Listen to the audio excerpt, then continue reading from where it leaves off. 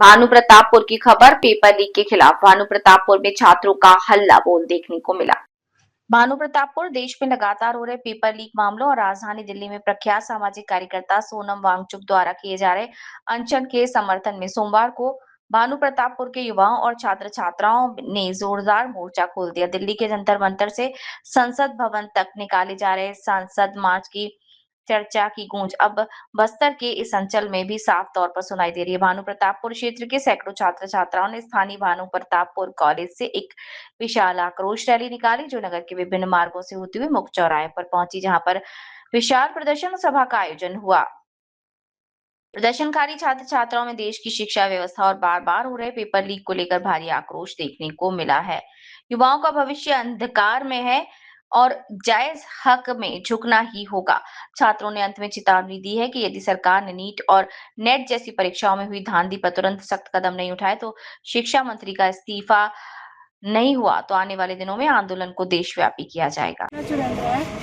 हम इस आंदोलन में सोनम वांगचुक के साथ हैं।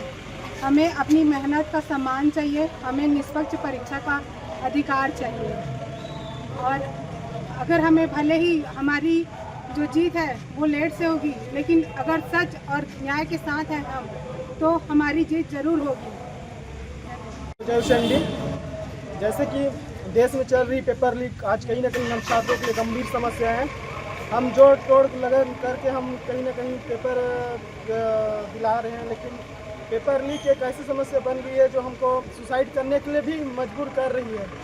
कहीं ना कहीं ये सरकार और केंद्र सरकार की मिल भगत है जो शिक्षा को एक व्यापार की जरिया बना रही है।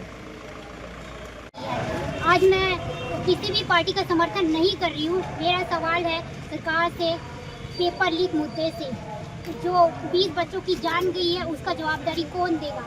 तो और शिक्षा व्यवस्था में इतना अवस्था है उसका जवाबदारी कौन देगा? सरकार को देखनी होगी, हमारी मुद्दों को भी लेकर और इस विषय पर भी ध्यान देना होगा।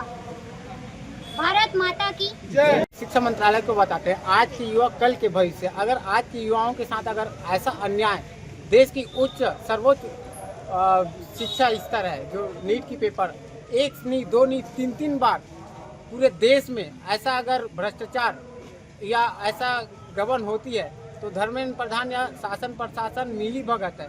कहीं ना कहीं आज के युवाओं के साथ छलावा हो रही है और ऐसे होती रहती है। अगर आज नीट की पेपर आज एक बार हो रही है तो और भी अन्य भर्तियों में भी एक बार दो बार ऐसे भर्ती मतलब निरस्त करते जा रहे हैं और दिनों दिन हमारे ऐसे आज के युवा जनरेशन के साथ हम अपने मेहनत कड़ी सबकी धूप के साथ अब आज मेहनत कर रहे हैं।